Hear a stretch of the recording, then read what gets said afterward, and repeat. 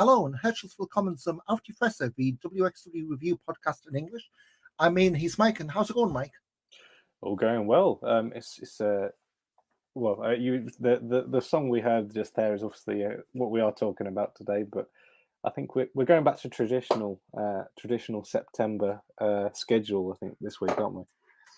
Yeah, this week, this month, whatever schedule on. We're looking at Fan 2015 in Hamburg. We've got a few bits and pieces to go about first, but guess we kind of jinxed things last time we recorded. We talked about Lucky Kid, Thielman, Metahan, he paid Shawcut to the top.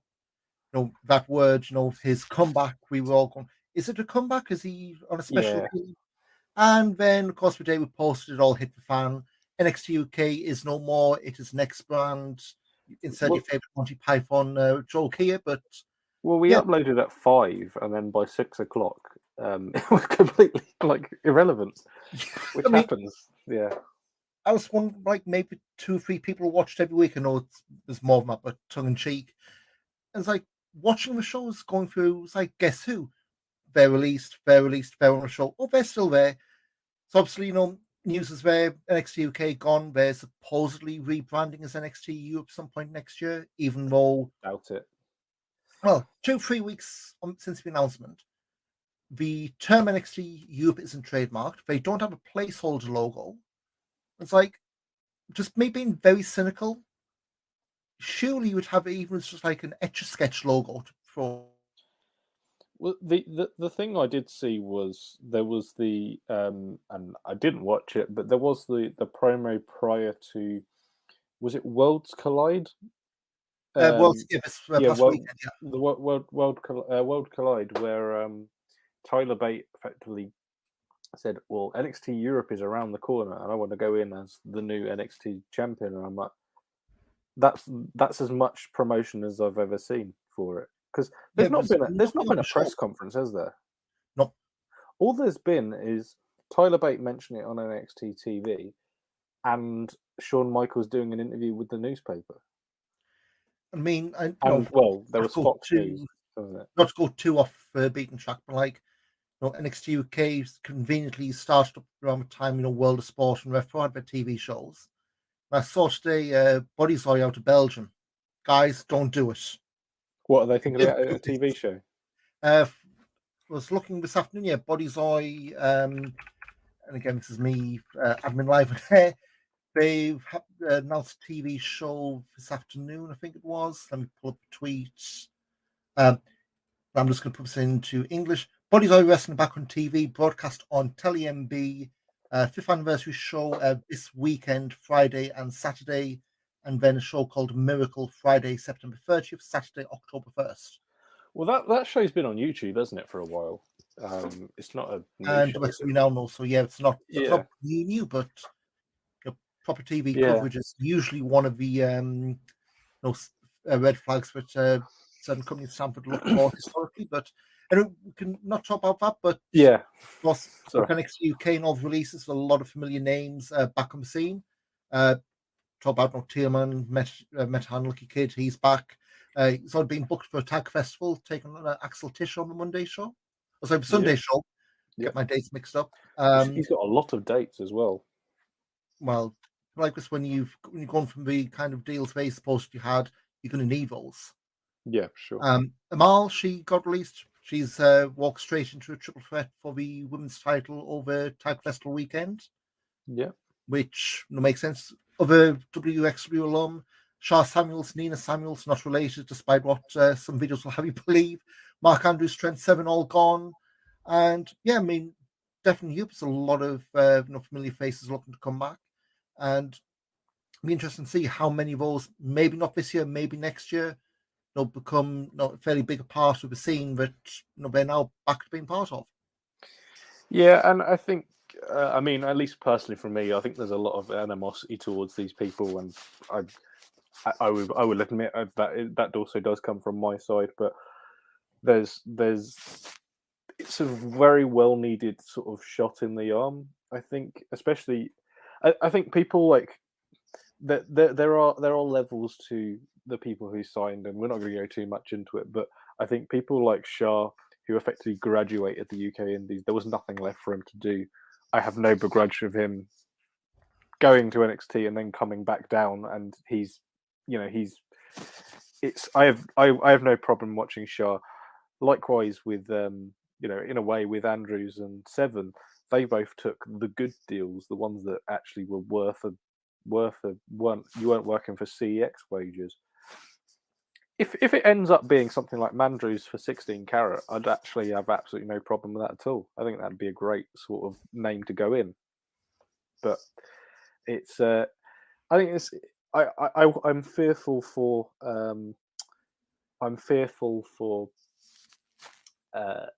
people who were absolutely nothing on the UK Indies stepping back into the UK Indies as big stars and getting the heroes welcome, which I think they will get in some places, but I think hopefully the places that we watch that doesn't happen.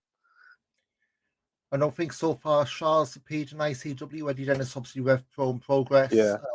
And Riot Cabaret as well, he did a surprise. So names are coming back, and it'll be interesting to see how many make the trip over to Oberhausen with us at the end of the month. But so a few announced for the Tag Festival at the end of the month. Of course, we're going to do a full preview of that now next episode. I think that's been pretty much a light news few weeks now. We are on the summer break effectively, aren't we? So we're going to have a quick look at the Fight Forever show that dropped for free on YouTube. Just quick thoughts, because I guess they're going to be doing this for the foreseeable future of these. It's not a full show they're dropping matches. Yeah. And again, I don't know if the cage match has these out of order or what, but the way they're being uploaded doesn't match what cage match puts up. So like it's like, just selfishly, it's from a viewer's perspective, what order am I meant to review this in? Because the thing is, even the way they're uploaded, I don't know if you caught, or maybe it was me, fat fingering and clicking the wrong thing. Dave Bradshaw in his sort of Turmeric Coffee was calling matches, not wrong match, obviously, but referring to stuff that hadn't been uploaded or something like that. Yeah, that happened a few times. I saw all of the first half of the taping. I think there's one or two that unfortunately I've still not managed to catch, but yeah, it was. I mean, if it was me, I'd be reviewing them in upload order. But then I suppose, yeah, you run into the situation where where you got different upload orders to what's actually happened in real life. So, just a quick run through. So the whole thing with this is the Stars of the Academy taking on, how to say, proper talent. I want to say proper talent. That's awful. Like guys. Well, WXW has established itself as being a promotion with a main roster, in inverted commas. So I think, that's fair to say development and main roster. Yeah. So you've got like this proving ground gimmick. You can see from the pairings they've had. So Peach Tahani beat Alex Kane just over 9 minutes. Fun match. I thought Kane going for suplexes a lot. Tahani eventually escaped from got win. I think it was a shooting star press. Tag match. So this is like, if you're new to wrestling and you see one match advertised and then read the results. So it was Vyasa Hungary against Ilya Bloom and Leon San Giovanni. Of course, LSG was in as a guest trainer, so he, I guess, tagging with Ilya. I guess this probably would have been the rotation spot if he was not injured. Yeah, you probably would say so. Thing. But match started out with Dover. I mean, his arm was taped to heck from what happened to Shortcut, and you could tell something wasn't right. I think the spot was like a drop kick into the wall, and then that was it. He just went for back. Robert Dreisker came out to finish the match with Icarus was allowed, which, again, I'm not going to get funny with refereeing, but some people would probably get a bit funny with that. Well, why are you allowing a substitute? This isn't football. Yeah. But I suppose there's an element of it's Dreisker's house in a way, because he's still technically head coach, isn't he? Yep. Yeah, that's something that's storyline wise interesting. Like, that's never really been, like, in some cases he's still the head coach of the academy, yet he's trying to rebuild. Like, I don't know if that's something they're parking for later on, but yeah, we don't know. Maybe it's a bit of it's a bit of a logic hole, I think, really, for that. Dreisker, once they got stuff back on track, him and Nicholas won with a crossfire, which was really weird.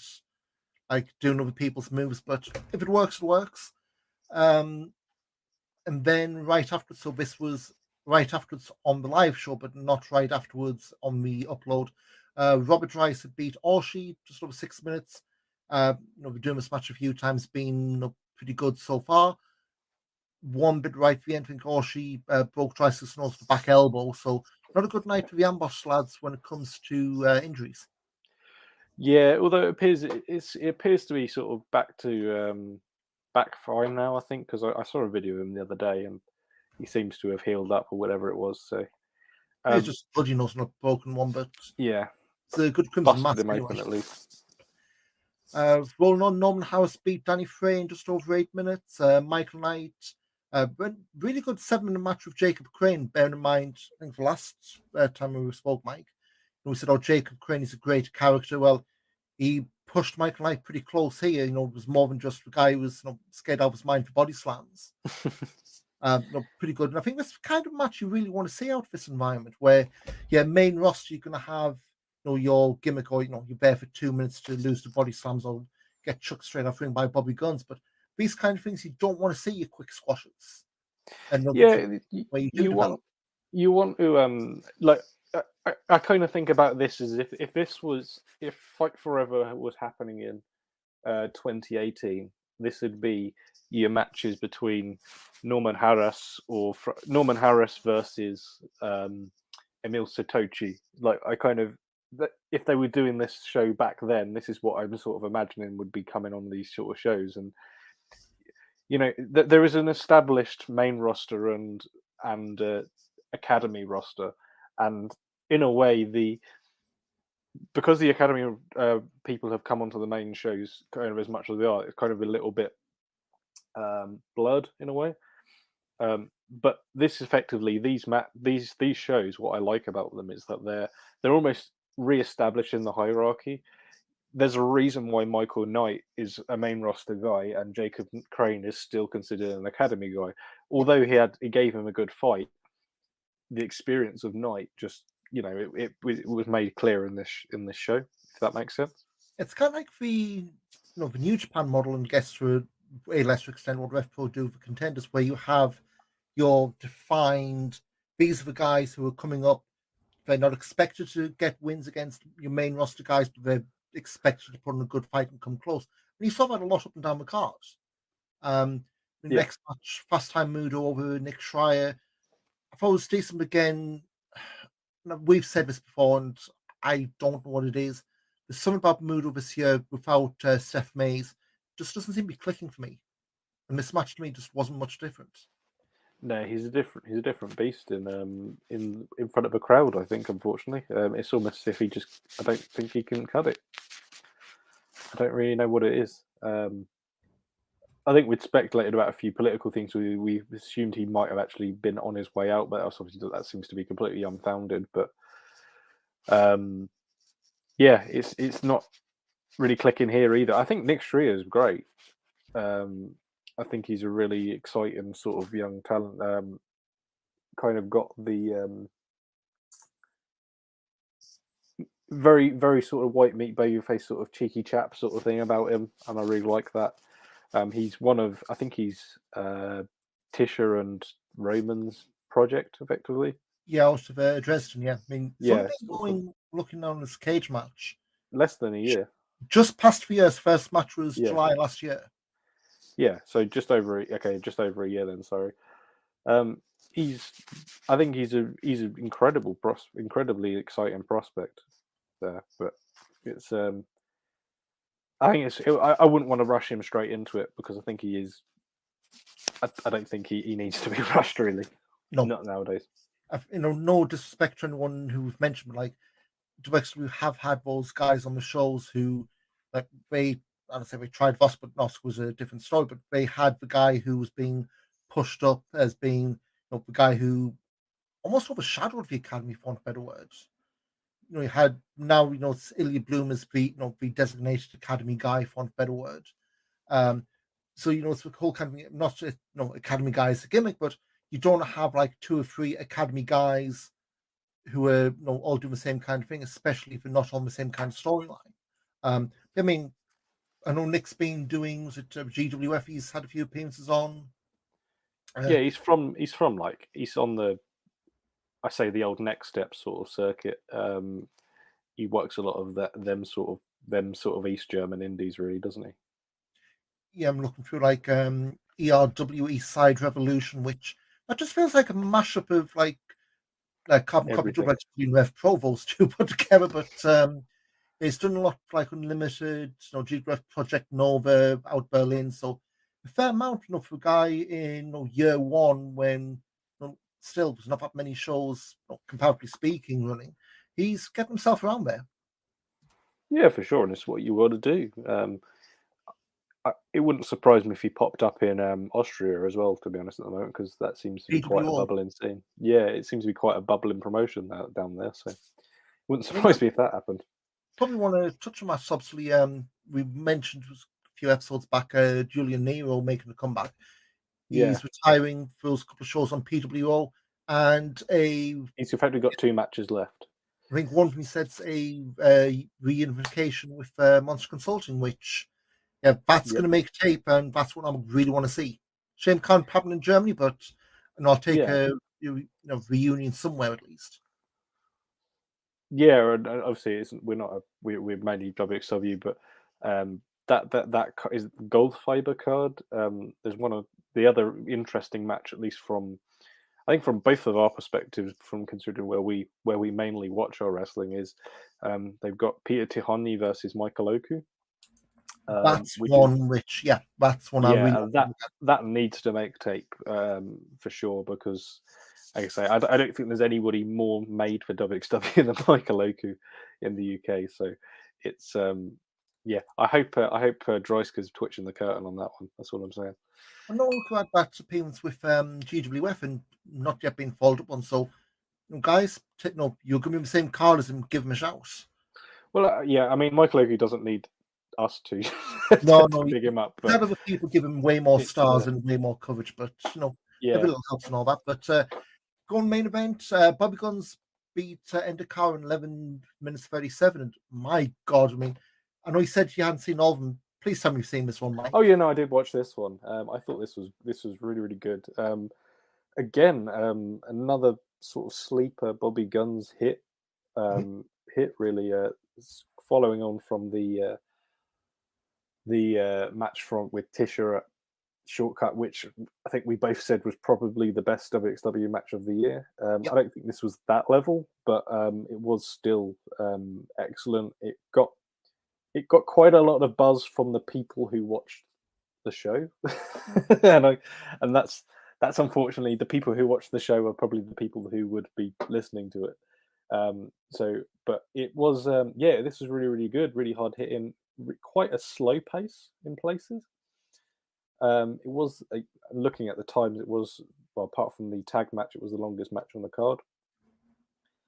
I think it was Endokara looked great as well. It was this was looking at sort of the card, this is kind of the only real main roster versus main roster sort of, this was kind of the main event really on the card, despite where despite where sort of it was placed on the card anyway. But I thought this was really, really good, this one. I think it's one of those things like November Car. I think he had the Abe match, I believe, over in the Circle Week weekend. Like, his name I've seen around. Like, he did a few British Indies before COVID. It's like, it's something to him. I think he's based out of Stockholm, which I don't know if that's location's really unfortunate. Like, I don't know if it's that much of a scene in Sweden. There is a promotion in Stockholm, because I was actually looking at it when I was in Stockholm in July. But there is a promotion in Stockholm. It's not that big, as far as I can tell. But the big Swedish promotions in Gothenburg, which is 3-4 hours away. But I think obviously he works a lot in Body Slam, which is the kind of the home promotion, well, the biggest one in the Scandinavia anyway. So I'm looking like just this year alone, you're looking like SW out of Gothenburg, Nordic Elite in Copenhagen, obviously WXW Wrestling Cult, Hungarian Championship Wrestling out of Budapest. Spain. He's getting his air miles in. I'll give him that. For me, Endakara is he's quietly having a period like Ollie Carter was prior to signing. Yeah. He's not really getting. Well, he is getting. In fairness, Carter is getting booked in WXW. He's getting pushed quite. Yeah, he is getting booked in WXW, whereas Carter was only really getting booked in GWF, sort of with any sort of regularity. But he is quietly having that sort of period like Ollie Carter was. And I think that's he didn't get released, but I think if it was to happen, Carter versus Cara or even Carter and Cara as a tag team would be bloody brilliant. I think. So I'm just looking through his cage match, and I found one May 2019 LDN, which Maverick Mayhew, Cody Hall, Endakara, Ricky Knight Jr. all in the same Rumble match. What is that? There's some wrestlers in that match.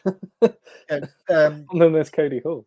Lost to OJMO, Michael O'Keefe at Seoul in May 2019. So yeah, he has been, like I say, it's not. He has done mostly. It's Kamikaze. He used to work in the Midlands, pre-COVID. But yeah, I mean, absolutely. I've not seen a bad match out of him. Okay, you can say, well, I've not seen that many, but every time I've seen him, it's been a pleasant surprise, and it's not because I'm going and thinking he's no good either. Yeah, I think he's a bit of an. I think there is a lot he needs to improve on, but I think equally there is.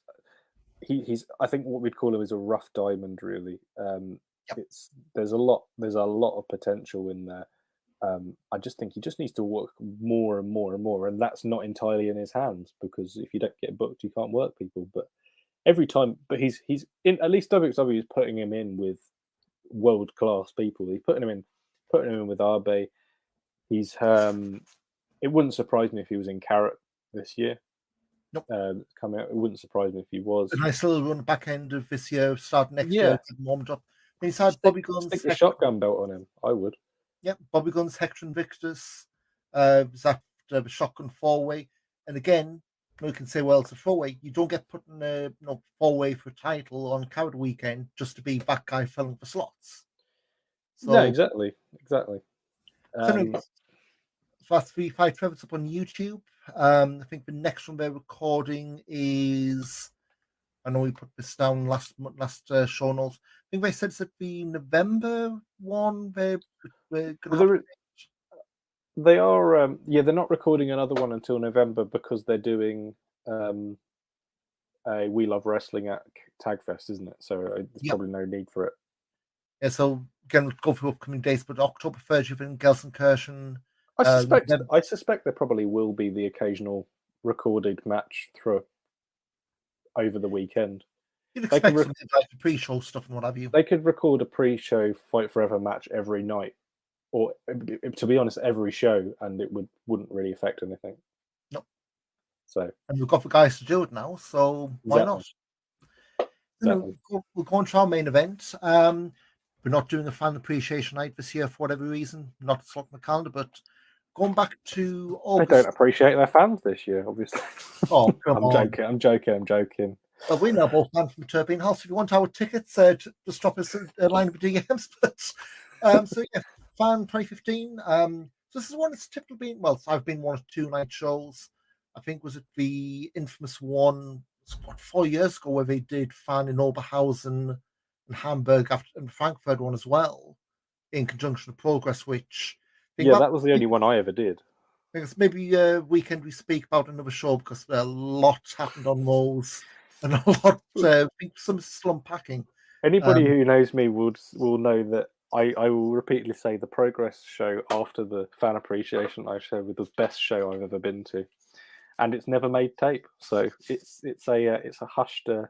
It's a hushed. Spoken in hushed tones. That one. But Progress Frankfurt one didn't make tape. No, the Progress Hamburg one isn't on tape. If you try and find, you can't find it on Progress on Demand. Okay, this is going to derail things, but Yeah, it's not on Progress on Demand. Well, last time I checked, it wasn't anyway. But unfortunately, I can't even check back Body Shop because I literally just got an email saying there's a blooming data server outage, so that's down a time recording. So Progress Hamburg was 2018, wasn't it? Yes. It was the same time where we did the or was it the same year they did the America tour as well? So Yes. Hamburg, it's not on there. Unless it's on there now and it's since I've checked, but it wasn't on there last time I was looking up the card on Cage Match. That's one where they had I've lost it now. They had Walter Chris Brooks went to no contest. So then they decided to I think I've seen it, but I don't know if it's just clips on YouTube. So they had Walter Chris Brooks go to no contest. And then they decided to pair Chris Brooks, Walter, and David Starr as one team, which is bad enough in one way, against Absolute Andy, Bobby Guns, and Maris Alani. At the time, Andy and Maris were feuding in WXW. Yeah, Andy and Marius were feuding in WXW, and Bobby Guns was like on the way to be feuding with Andy. Yeah, completely stupid. Well, they have a reputation for a reason, I guess. But that was when Progress was meant to be good as well. Meant to be using the operative word. I know we don't have it, but what the Americans say, I plead the fifth. And yeah, that Germany tour ain't on. No, I'm kind of clicking through like mad on there on demand, and it ain't there.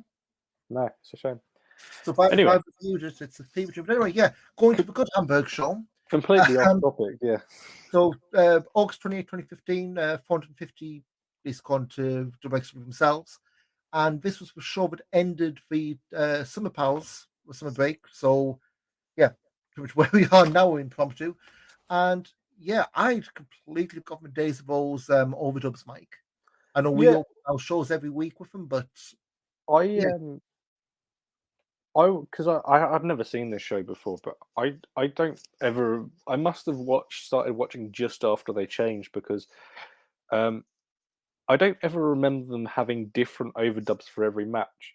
Because when I started watching WXW sort of regularly, it was always they just used one song, so it was usually "This Ain't the End of Me." They just used that. Different ones for tours, like we and they had the tour one, and they had a few different ones, but it was always the same song through the entire show. But this one had different ones, which was interesting, but none of them were any good. But I bet it was better in the venue because at least you got the proper music. But that's a discussion for another day.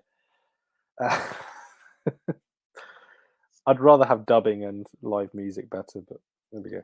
Yeah, I mean, I suppose it's what we go for VOD live environment. But I mean, Technomax got plenty of on the show. But we opened off with a World Tag Title match. Prost, Mike Schwartz and Toby Blunt defending against the Shields. That's Bobby Guns and Vincent the Beast. So Prost won the tag titles at Shortcut to the Top was the last show before this. Yeah. So this is their first defense, and the thing that blew me away, Mike's like, we're talking like summer 2015. This crowd was hot, and it wasn't just because Bobby Guns obviously from Bremen, so we've got the natural. But they weren't really leaning into that then, though, were they? Not in this match, no. But we're leaning into the Bremen stuff later in the card, but this felt like I don't want to say the good old days, but it was like they were reacting for everything. Yeah, I mean, to be fair, they at this point they already were described as the power crowd because the year before they had the hot and spicy versus outsiders match. That match had happened the year before, so at this point they already had that reputation. Do you know what I mean? Yeah. So I think from that respect, it wasn't really that surprised. But yeah, they were really, really hot for this. Well, they were hot for a lot of it, to be honest. But I think, with regards to this match, the Shields, I thought, worked really, really well together. Surprisingly, I'd not actually seen much of the tag team Shield stuff Because I think, again, when I started watching Shotgun, that was not a thing. I think they had their runs of tag team when they started doing Bobby Guns the single. I mean, no, I think when I first started going to XW, Bobby had the fringed green trunk. Yeah, he had the tassels. Yeah, it's like when I was watching this, and I was just thinking at the end of a match. Obviously Bobby Guns has moved on to bigger things, like in terms of XW. But if Vinny the Beast ever gets fully fit and we want to go back to this, these Shields would be a main event tag team in XW today, and not just because of Bobby. On this form, they yeah, above a lot of the current tag teams. Yeah, I think that could work. I think it's a different Bobby now. Bobby's kind of bulked up a bit more now. He's flying around like a bloody cruiserweight in this match, which, to be honest, is really cool watching. But yeah, it's a different wrestler now. Vinny or Tempesta, if we're led to believe, obviously, I think the issue is that he's always struggled with the injury, hasn't he? It all seems like if it's a run, then it's on the shelf, unfortunately. So with that, it's kind of a bit of a. It's a bit of a I don't know. It would be. I think it'd be a risk to do the Shield sort of long term in general, really. But it would be. I'd like to see it. I think because I think they definitely work really well together. It's kind of the chemistry is. As you sort of say here, it's great chemistry as you'd expect from brothers. So, second match, young Jørn Simmons. I mean, like you're gonna get this a lot because obviously 2015, 7 years ago, Jørn on that match graphic, you look like a completely different person, like you would 7 years ago. But that just caught me off guard. But beat Demac in 9 minutes 20, and this was like your big guy, little guy power match. I liked Jørn's gear. Yeah, the 80s gear is very cool. 80s always in fashion. Yeah, exactly. Yeah, I think it was same as the power against speed. The Mac Magic upside down crack smash. Alan Fell's going to want to royal stuff that now that got Mac back in it. But it went just for 10 minutes. They managed to do a fair bit. It wasn't just Jørn smash and Mac doing the whole banana peel stuff. But I think this was just before we started to warm up Jørn and the whole stuff with Carsten Beck. I haven't got my timelines wrong. It was a decent. Well, Jørn was champion by Carrot 16, wasn't he? That I'm going to have to check my timelines on. Must have been, because it's 3-way at 16. Because the year after is Jørn versus Dieter Jr. So he's only 6 months at most away from being champion here. Surely. So let's have a look. I keep on throwing things at you, don't I? 2016, yeah, it's the free wins, the whole thing where he had a fourth guy added because he was upset being a free win when he turned, of course. But yeah, I mean, so they're really heating him up at this point. And yeah, it's that whole second match from the card, really unassuming, but in hindsight, makes sense kind of stuff. Yeah, it was very meat and potatoes sort of really in that respect. But I do really miss Demac. I think because he's been. I saw this past week he's actually been hanging out with Junior now. He's been because Junior's been over in Europe for a show, obviously sort of see Mac was hanging around with him this week. But I do kind of miss having Mac around. I feel like he could add a lot as a sort of a lower mid card sort of gateway sort of guy. Yeah, although I don't know if he's wrestling still. He still looks to be in great shape, sort of on Instagram. But is he still working? So I know he had a back injury. The last match I see on here was September 2020, losing to Colchester. Yeah.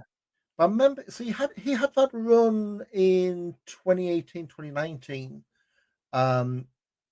He had the whole thing with Rise, didn't he? Yeah. So just come to his cage match.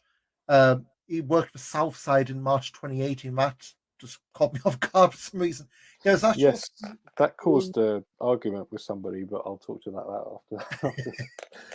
yes, we had the show I went to in Hamburg in 2018, where he returned, lights out, light on thing. And he would led for Rise versus Rise stuff. And yeah, so couple matches, start of 2019, this piece, I think it's the last match in WXW at least. Was the hot and spicy? No, there was one after that. Oh, really? House show, I guess, 16 Karat Gold Revenge in Cutting Holes, losing to Shiggy.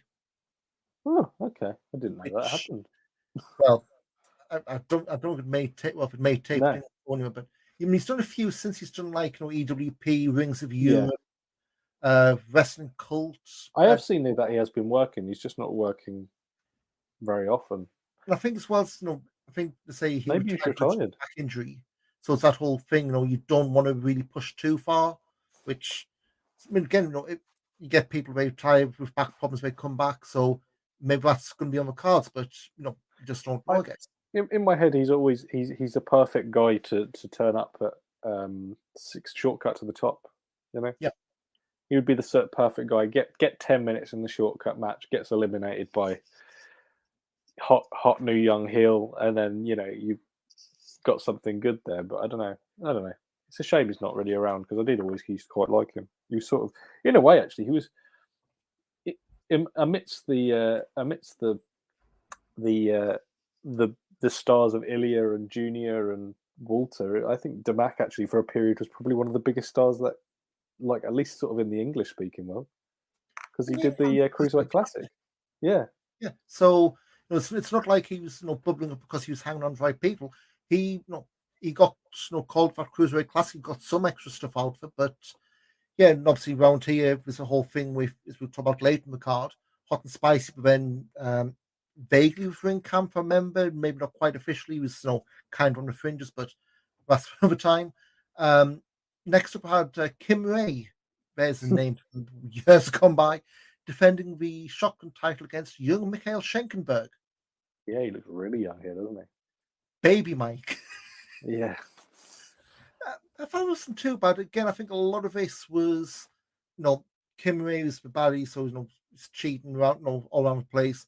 Schenkenberg, remember right, shotgun drop kick, which nearly went through the turnbuckles at one point, which just looked really nasty. But again, I don't think it's like a run-of-the-mill shotgun title defense. But Schenk's originally from Hamburg, if I remember right. Yeah, he's from Maximum. So this was like local guys. So it's fine. Again, Schenkenberg, he's a lot more established in WXW now compared to what he was here. So it was what it was. 10 minutes, nothing too offensive, and Kim Ray keeps the shotgun belt rolling, I guess. I really didn't like Kim Ray when I used to see him. I just thought he was a bit pants, really. Sorry if you're listening, Kim. Because he's been gone for a while. Remember right? Was it the feud when Carsten Beck had to retire for the final time? Well, he came back at Carrot. He came back as a surprise return at Carrot 17 and did naffle, basically. Just looking again. Thanks, cage match. Came. So he did Shotgun Live tour. He did the farewell to Accident Junior show. Lord of the Tattoo, small shows. Yeah, I remember he had. I think the last thing he did, like main roster for made tape, was he did the return at Carrot, didn't he? He returns at Carrot. He beat somebody. I want to say he beat.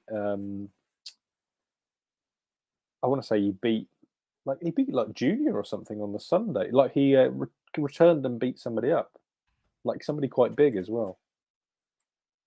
I don't know. I can't remember match results, but it's the last thing I remember was that whole thing where we're building up to him and Carsten Beck against Walter and CMJ, and then that's all.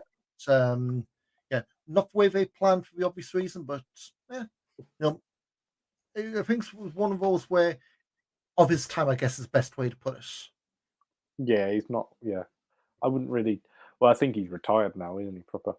Yeah, nothing since COVID. Last match was for what's this? New Generation Wrestling against Chris Rush, Yeah. and before that against lost to Zeritus, which yeah, very apropos of absolutely nothing. Apparently now started following Back Body Drop on Instagram this week, which is like got the notifications I need to start turning off. Like Zeritus now was like, really him? Was he looking at you with the wrong eye and he accidentally followed it? With Shawn Michaels' eye. I mean, Moving he's on got the weird eye, not Shawn Michaels. before I get into any more trouble. So I guess this is kind of where the card got a little bit south-sidey, and that's not a criticism.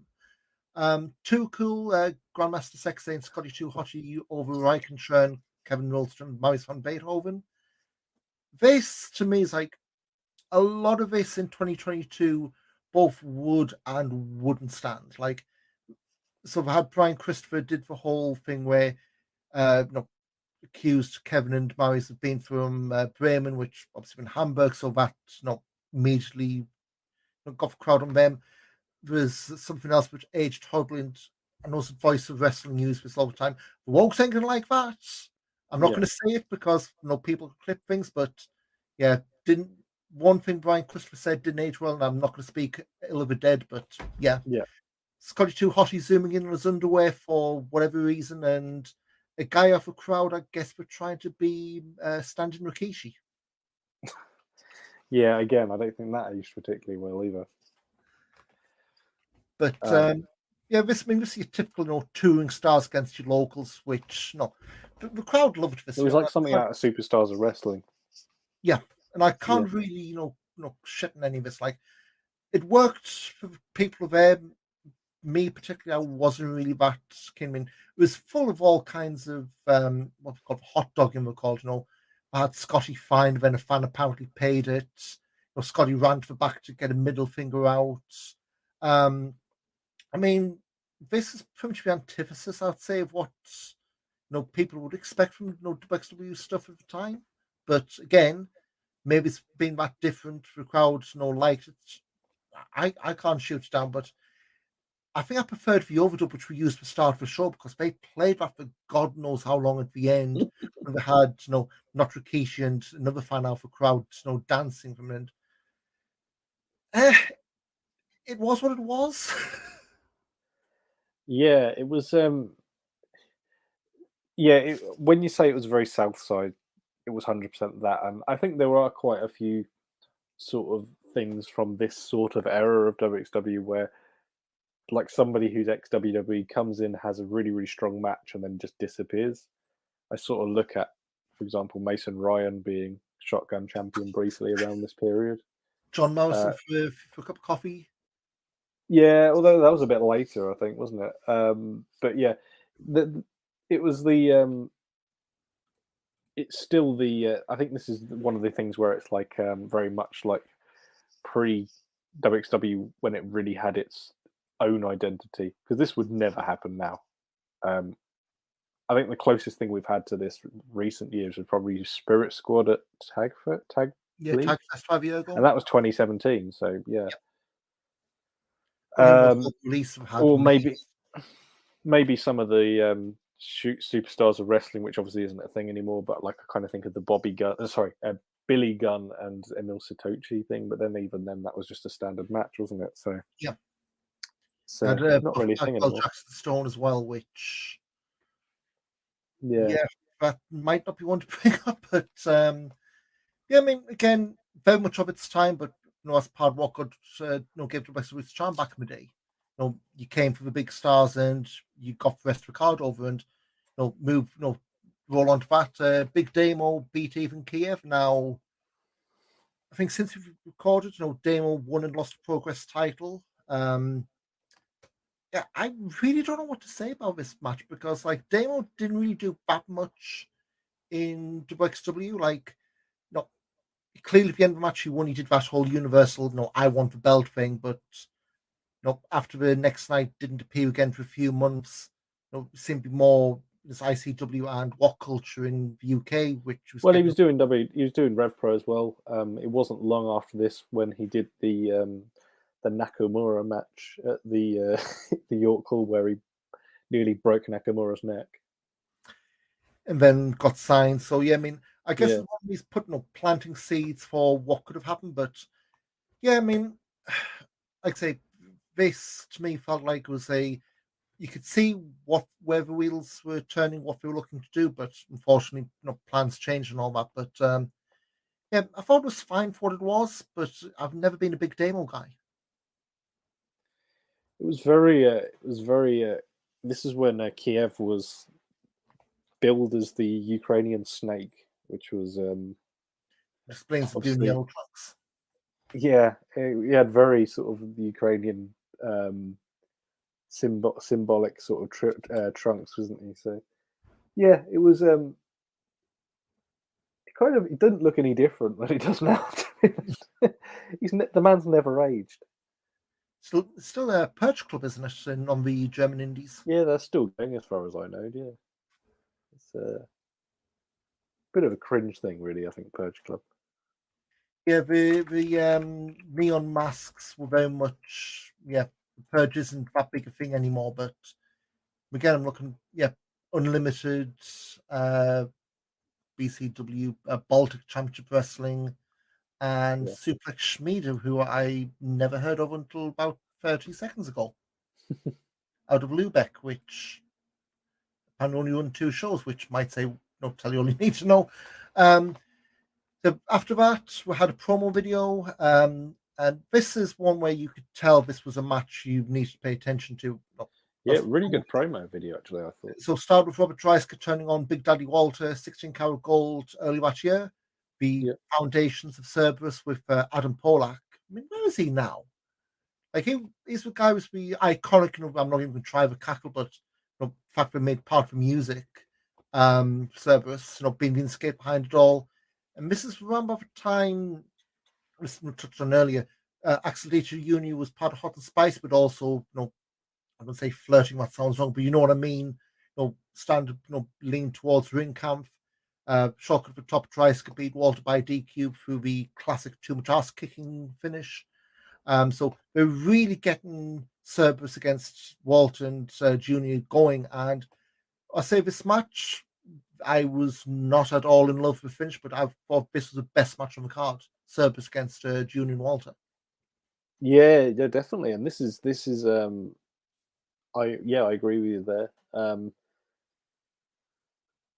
Walter and Junior is a great pairing. I think it's obviously to this day it's obviously still working to a certain extent as far as I know. But I think Walter and Dreisker, whenever they do get in the ring, it's magic. Obviously, there's an element of teacher and student there, but I don't feel like. I feel like it's they both step up a gear, and I think it's because they both kind of know each other so intimately. The crowd's absolutely buzzing for this, and I think it's because they were probably. I think they were buzzing for it probably because they'd had that Barnstormer, obviously the big Outsiders Hot and Spicy match we've talked about already, but kind of a lot of the ingredients from that original match was in this one. It was all like all over the crowd brawl. I think I've said already, I think Dreisker's an incredibly underrated sort of crowd / backstage brawl sort of guy. I think he does it really, really well. I don't know what he does, but he just seems to get them done really well. But yeah, it was the power of the benefit of the power crowd. I think every single time when you have a hot Hamburg, it just adds another level to any match that realistically comes through that show. As long there was, the whole thing with when they sort of bring out the ball rope and things. It's just like because Dreisker's brought the ball rope back since, hasn't he? Yes, that seems to be the loosely following along thing. Yeah. Yeah. So it's kind of like that's a thing that's just continued and continued, and sort of when the sort of Junior gets hit with the rope and then gets sort of ruled out by medical reasons, then it ends up being the Walter as a handicap match, and it's just like the fire they got to have behind Walter when it's just that the comeback that he nearly gets, it's the place is going mental for it. I think it's a kind of like, I'll just look at outside this match was like 2 years early, so not 6 months, not yesterday, but not distant past. Like this was molten hot. I mean, finish. Junior came back. I think Nero rolled up Walter. Junior waffled Nero with the bull rope. There's the obvious DQ, which again I'm not too thrilled, but again, what you saying there is Cerberus getting under Junior's skin. I think aftermatch was something as well weird with Damac coming out, shoving him and Walter as well.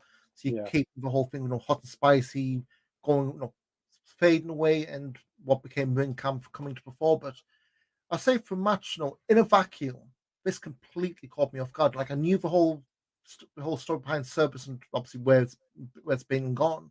Yeah, this one was caught me completely off guard. Yeah, for sure, and I think it's in a way it's kind of like this is a kind of a, not say a throwaway match, but this is kind of a match that's on a, let's say, a B show. I think Fan is one of the B shows, and then effectively both teams effectively are still going 2 years later in some form or another, and effectively the ring camp continued beyond Junior going, so that continued for another 4 or 5 years after that, and Dreisker and Nero are at this point would carry on for another 4 or 5 years after that, so 3 years after that. So it's kind of like in a way this is kind of a more influential match than I think it gets it's a more influential match than it kind of gets credit for.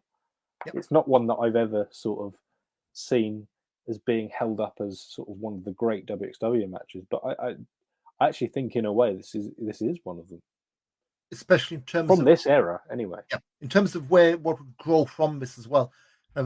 Just based on that, it's something that a series I really want to look at. I mean, when I first started going against WXW, Cerberus were kind of long gone. They had the big reunion on that one tag league weekend. Yeah. So I missed all of Cerberus. So that, based on this, I want to go back to that whole feud. So look out for that when I get free time. But main event, we had a Unified World Wrestling title match. Carsten Beck losing to John Klinger in a shade over 26 minutes, and didn't do it to me, Mike. I don't know what it was, but this wasn't even knowing next day, Bad Bones would lose the belt back to Carsten Beck in the Oberhausen show. It was the freeway with AJ Styles, but it's this just, I don't know what it was. This just didn't click with me.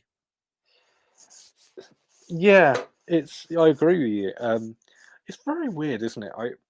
I think when he was there, I was like, Bones is one of the big guys in WXW. Because this whenever I see the best in Europe gimmick on his trunks and all that. And it's just the more I see of it, it just seems so weird. Bones, I don't think really fits WXW at all, especially not now. I mean, I was watching this. I think the match itself is a bit sort of middling, really. It's not really anything particularly great.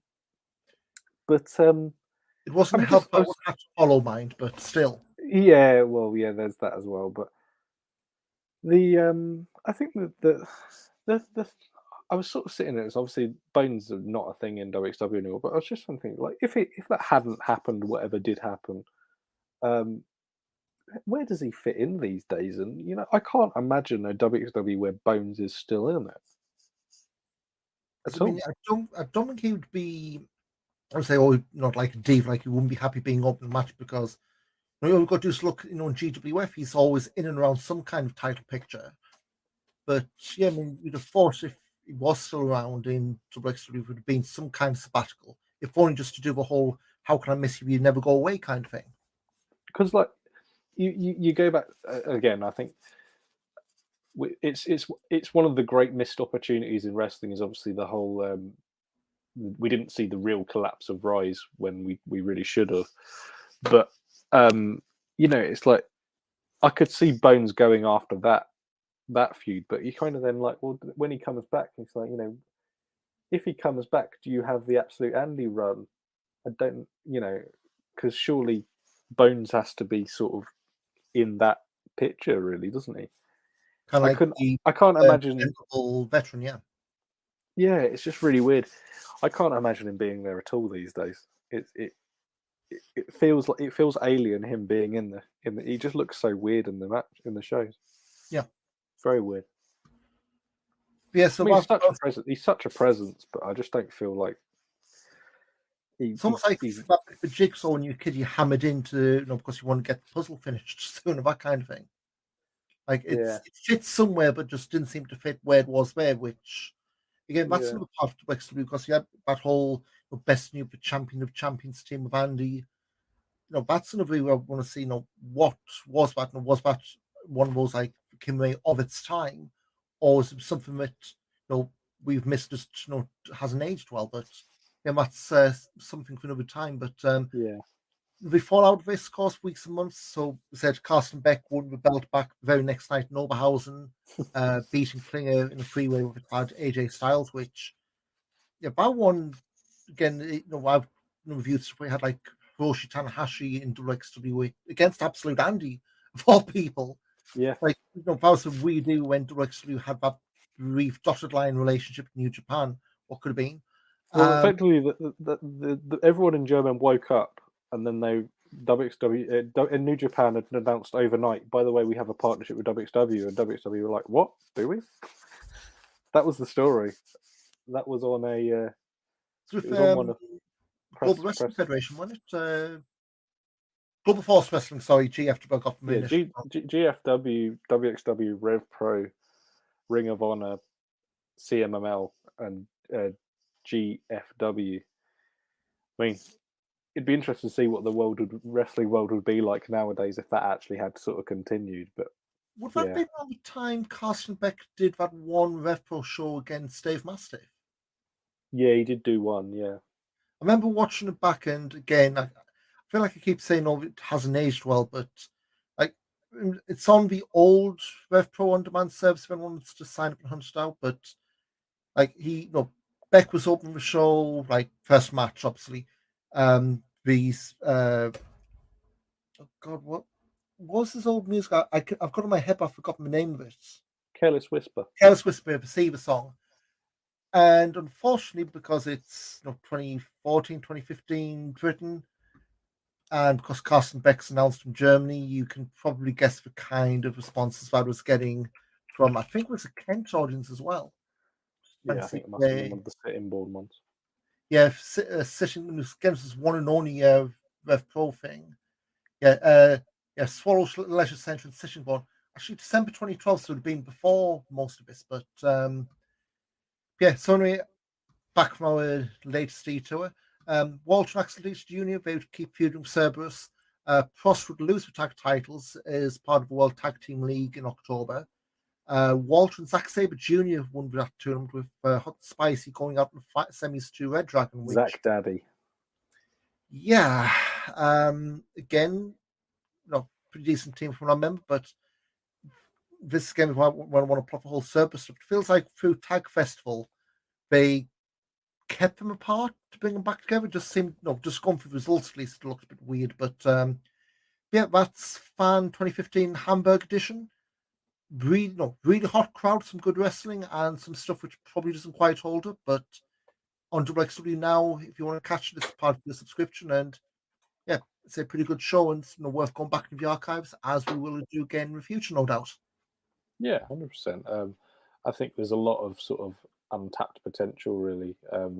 Well, there's a lot of secret bangers in the archives, and I think there's a lot of stuff in there that I think just the